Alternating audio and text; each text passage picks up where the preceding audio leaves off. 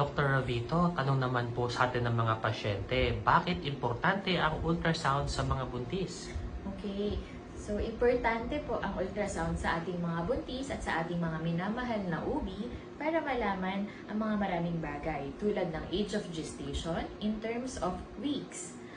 Pangalawa, pwede din natin malaman ang fetal growth and status ng ating mga baby. Pangatlo, ano ang presentation ng ating baby? Cephalic na ba o ulo? Breech o yung tinatawag nating suhe? O transverse yung tinatawag na balagbag? Pang-apat, nalalaman din natin dito ano ang pwesto ng ating mga inunan or placental presentation. Panglima, pinakagusto ng mga pasyente natin malaman ang gender, kung babae na nga ba o lalaki ang inaasam nating baby. At pang-anim, nalalaman din natin dito kung may iba pang problema ang ating mga baby. Kaya naman, ang mga importante